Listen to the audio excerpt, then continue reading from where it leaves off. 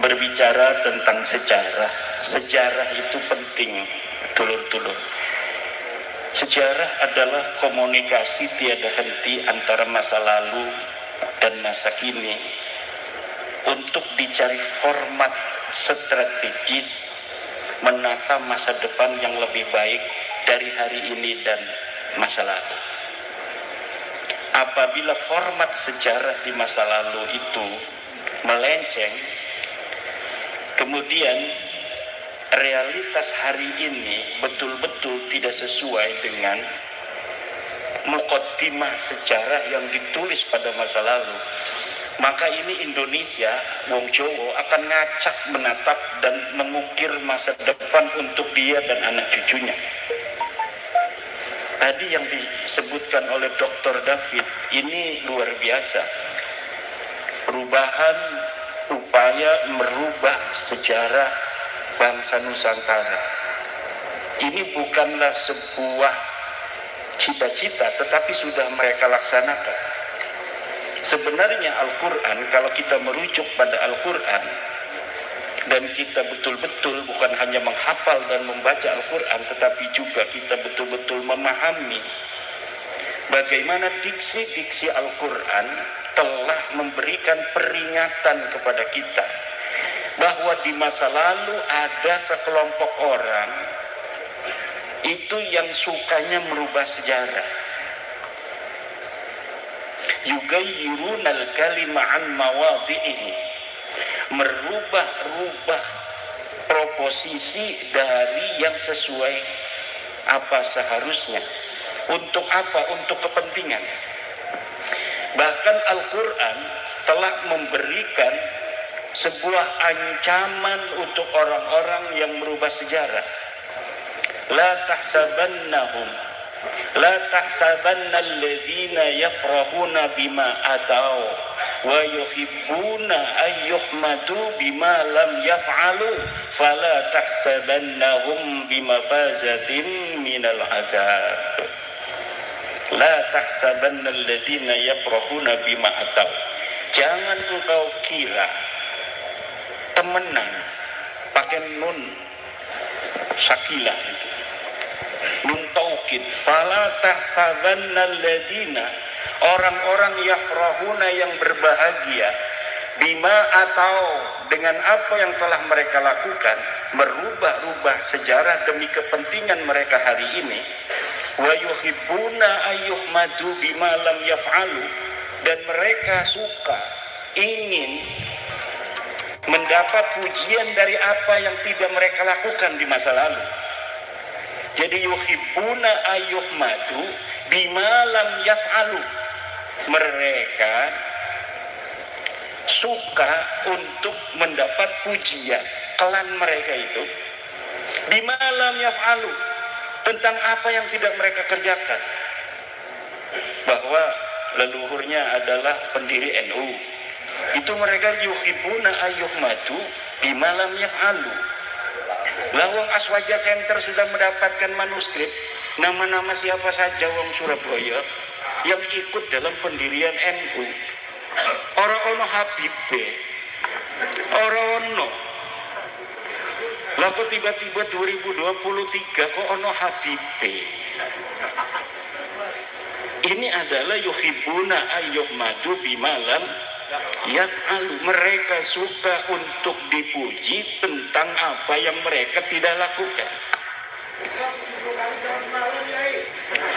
Khurafat itu tidak ada itu. Bahkan kata Hadratus Syekh Hasim Asy'ari, manidda'a annahu urija ila sama'i kafara. Lihat dalam kitab Risalah Ahlussunnah wal Jamaah, manidda'a annahu urija ila sama'i kafar. Siapa orang yang mengaku bahwa dirinya mi'raj ke langit, kufur. Juga ya, inilah seperti apa yang telah diakui oleh Faqih Muqaddam, ya, yang katanya naik atau mi'raj ke langit dalam sehari 70 kali. Ini sikap dari ulama adalah mengkafirkan, ya, mengkafirkan. Mari kita lanjut. Kalimat yang sama telah diberikan oleh Fudail bin Iyad, kalau tidak salah. Kalimat yang sama seperti Mbah Hasim, bahwa orang yang mengaku mi'raj ke langit itu Qadi Iyad, ya. Qadi Iyad mengatakan hal yang sama dengan Mbah Hasim, bahwa orang yang mengaku dirinya itu mi'raj ke langit itu kufur. Apalagi sampai 70, kufurnya 70 kali.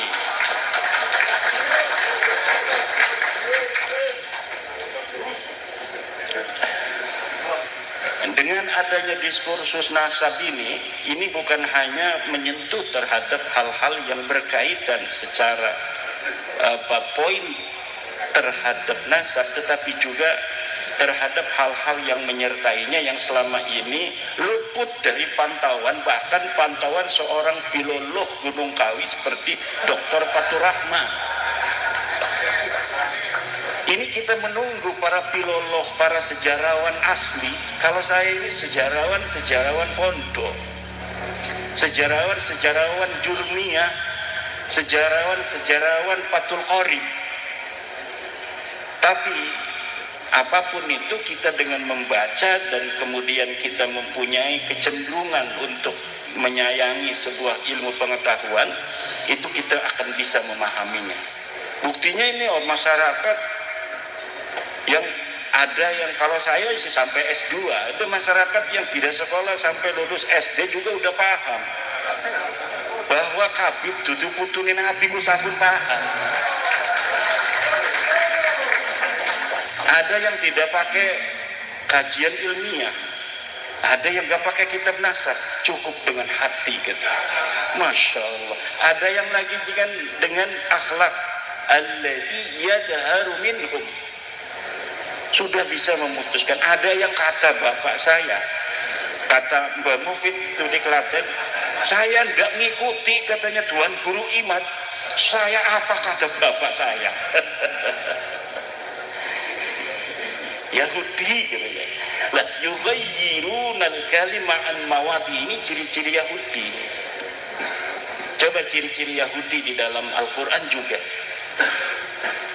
Yalwuna alsinatahum bil kitab litahsabuhu minal kitab wa ma huwa minal kitab.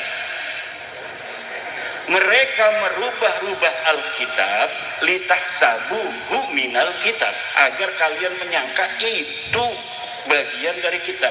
Wa ma huwa minal kitab, padahal tidak ada di kitabnya. Ini yang saya temukan dalam diskursus nasab Ba'lawi ini.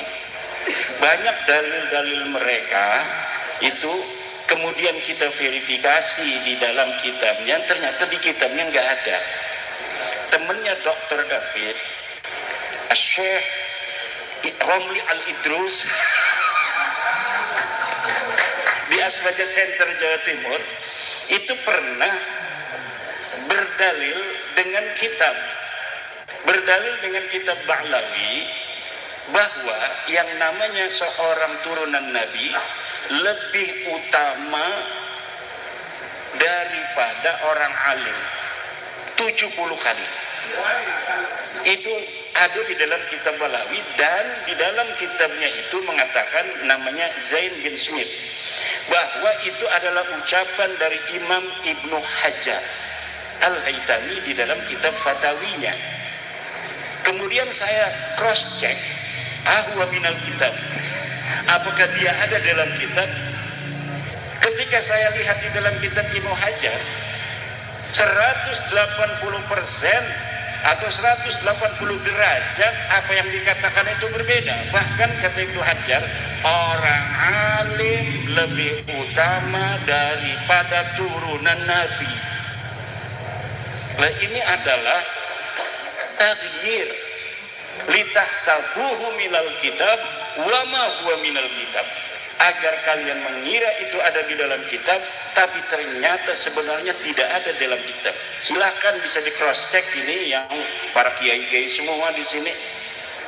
Coba nanti lihat dalam kitab Fatawi bagaimana Ibnu Hajar Al-Haytami berpendapat tentang bagaimana keutamaan, siapa yang lebih utama antara orang syarif yang bodoh dengan seorang alim.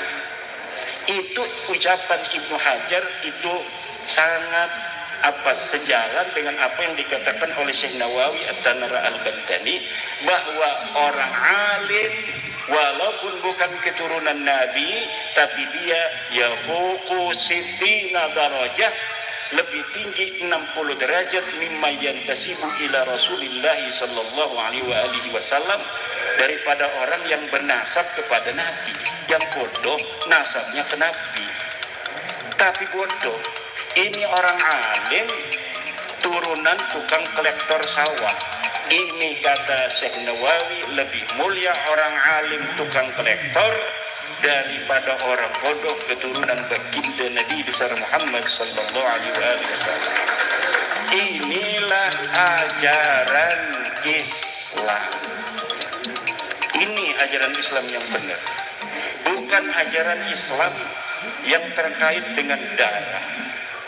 Islam agama darah tidak ada. Islam agama ilmu, Islam agama takwa. Kemuliaan di mata Islam bukan dilihat dari siapa dia keturunannya.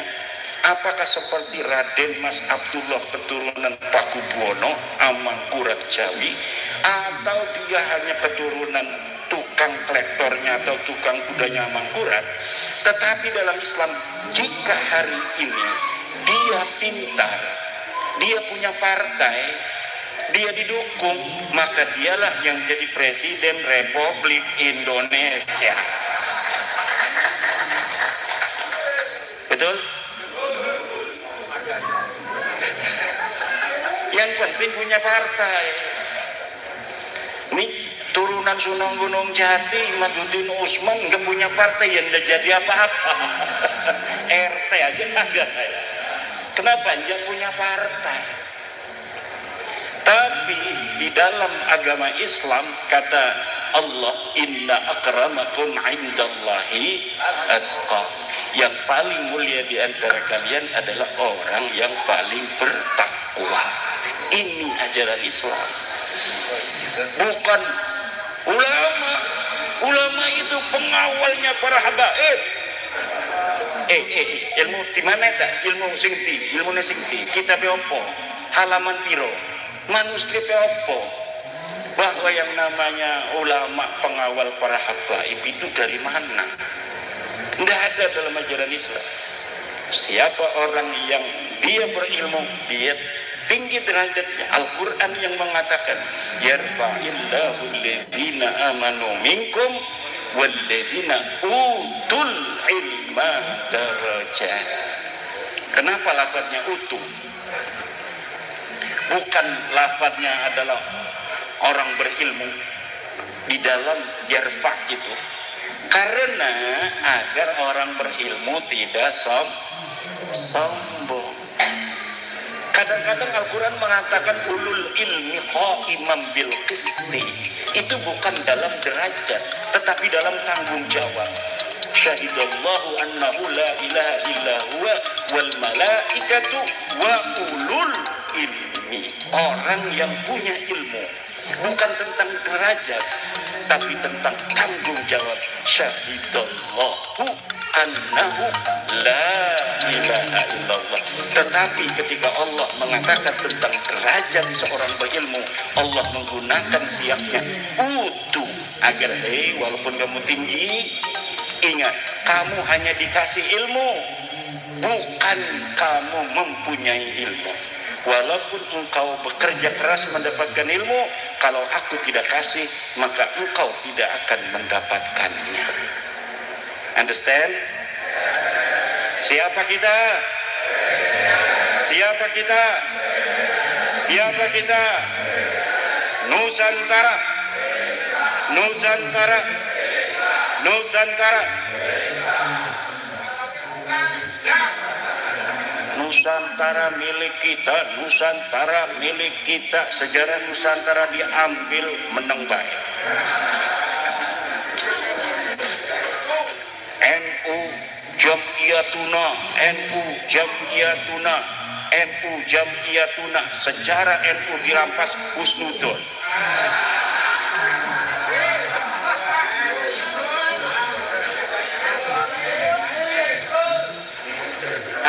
jelas. Harus jelas. Kalau kita cinta Nusantara, jaga Nusantara ini, betul. Kalau kita cinta NU, jaga sejarah NU, betul. Wali Songo adalah penyebar agama Islam, dilembagakan oleh Jam'iyatuna Al-Mahbubah. Siapa itu Wali Songo? Orang-orang yang mengajarkan Islam dengan cinta dan kasih sayang. Kenapa kita mengenal adanya langgam Jawa Al-Quran? Karena Wali Songo mengajarkan itu. Di kampung saya masih ada, udah baru meninggal setahun atau 2 tahun yang lalu, imam yang pasti pakai langgam Jawa. Bismillahirrahmanirrahim. Alhamdulillahi Rabbil Alamin. Ar-Rahmanirrahim. Tapi dia enak, saya nggak enak. Enak nggak? Bohong, ini pemalsu sejarah ini. Yughayyiruna al-kalima an mawadihi. Nggak enak, dibilang enak aja karena ewo pakai ewo. Banyak orang yang hari ini kayak bapak-bapak ini ewo pakai ewo, udah nyata-nyata turunan palsu ewo pakai ewo. Husnudon aja. Kenapa? Nggak enak, kan kita orang Jawa ya. Orang Jawa itu memang banyak nggak enaknya sama orang. Ada tamu lama, kita mau ngapa-ngapain susah. Tapi orang Jawa itu akhlaknya kayak Rasulullah. Rasulullah banyak pekerjaan, ada tamu banyak begitu, nggak berani ngusir.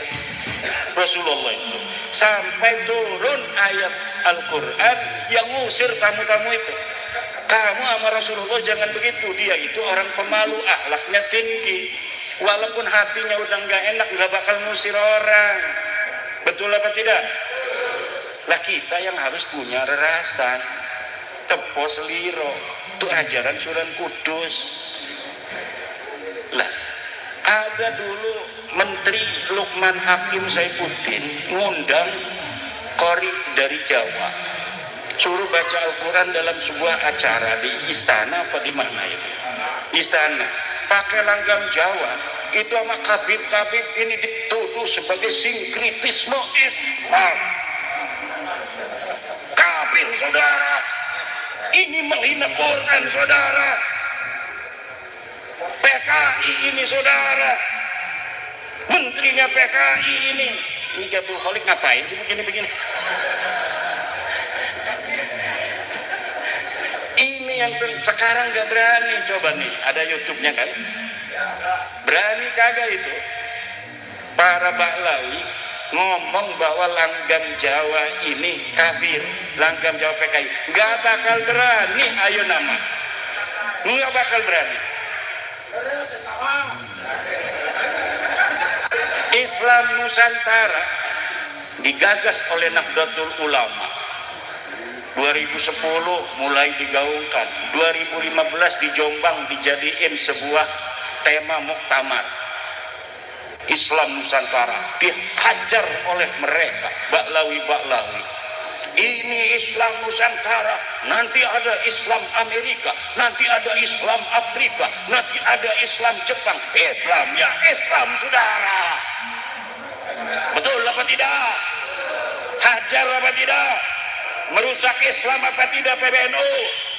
Merusak saudara. Islam itu rahmatan lil alamin. Islam itu hanya satu saudara. Dulu. Sekarang ada nggak para Balawi yang berani nyinggung Islam Nusantara? Semenjak Bab Nasab ini tidak akan pernah ada. Tidak akan ada dari mereka yang berani nyentil Nahdlatul Ulama. Gak bakal ada saudara. Kita di Banjar Pramuktamar apa itu Kombes Bahsul Masail bahwa karena negara kita ini negara yang heterogen, dan kita ini sudah mempunyai sebuah al-ahdu, perjanjian, yaitu undang-undang dasar, maka orang-orang non-muslim kita tidak sebut kafir, kita sebutnya non-muslim.